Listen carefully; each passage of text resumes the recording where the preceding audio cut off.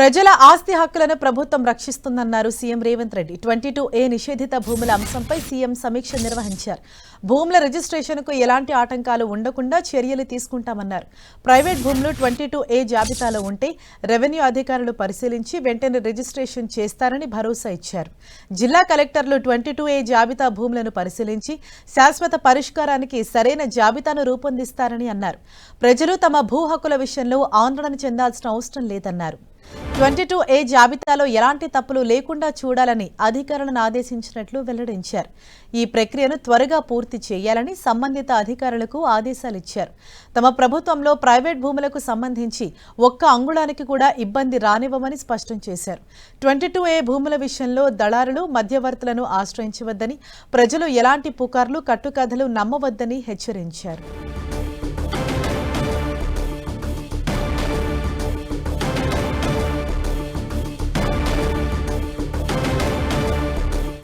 Right, ఇదే విషయంపై మరింత సమాచారం మా ప్రతినిధి తిరుపతి చారి మనకు అందిస్తారు. చారి, హరీషా, తెలంగాణలో ఇప్పుడు 22A భూముల అంశం చాలా వివాదంగా మారింది. ఒకవైపు బీజేపీ, బీఆర్ఎస్ పార్టీలు ప్రభుత్వంపై తీవ్ర స్థాయిలో ఆరోపణలు చేస్తున్నాయి. ఇటు భూదాన భూములు కానీ, వక్ఫ్ బోర్డులో కానీ, ఇతర ప్రభుత్వ భూములు కానీ 22A కింద చాలా వేలాది ఎకరాలు భూములను 22A కింద పెట్టారనే ఆరోపణలు ప్రతిపక్షాలు చేస్తున్నాయి. ఒకవైపు అయితే ఏకంగా ఈ మంత్రి పొంగులేటి శ్రీనివాసరెడ్డి రాజీనామా చేయాలంటూ కూడా వాళ్ళు డిమాండ్ చేస్తున్న పరిస్థితి ఉంది. ఈ క్రమంలో ఈ రోజు ముఖ్యమంత్రి రేవంత్ రెడ్డి దీనిపైన సమీక్ష నిర్వహించారు. 22A నిషేధిత భూముల రిజిస్ట్రేషన్ అంశంపై ఇటు మంత్రి పొంగులేటి శ్రీనివాసరెడ్డి రెవెన్యూ శాఖ అధికారులతో సమీక్ష నిర్వహించి ఆ ప్రజల ఆస్తి హక్కుల పరిరక్షణకు తమ ప్రభుత్వం కట్టుబడి ఉందంటూ స్పష్టం చేశారు.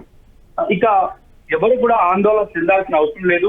ఆస్తులు కలిగిన వారు రిజిస్ట్రేషన్ చేసుకోవడానికి ఎలాంటి ఆటంకాలు ఉండకుండా ప్రభుత్వం చర్యలు చేపడుతుందంటూ కూడా ఆయన ఆదేశించారు.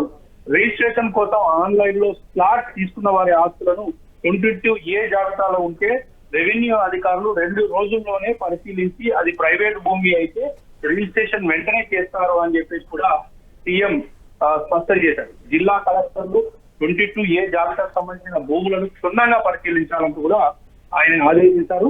ఎలాంటి తప్పులు లేకుండా చూడాలని ఆదేశించారు. ఈ ప్రక్రియ సాధ్యమైనంత త్వరగా పూర్తి చేయాలన్నారు. అదే మరొక వైపు ఈ భూముల విషయంలో దళారులను మధ్యవర్తులను ఎవరిని కూడా ఆశ్రయించవద్దంటూ కూడా ఎటువంటి పుకార్లు కట్టుకథలను కూడా విశ్వసించవద్దంటూ కూడా ప్రజలకు సీఎం సూచించిన పరిస్థితి. మొత్తానికైతే ఈ రోజు 22A అంశం మాత్రం తెలంగాణలో ఇటు రియల్ ఎస్టేట్ రంగాల్లో ప్రజల్లో కూడా పెద్ద అపోహగా ఉంది, పెద్ద ఆందోళన చెందే పరిస్థితి ఉన్నది. ఈ క్రమంలో సీఎం సమీక్ష చేసి ఒక హామీ అయితే భరోసా కల్పించే ప్రయత్నం చేశారు.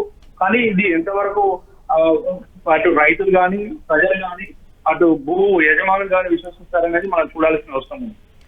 Thank you Chari.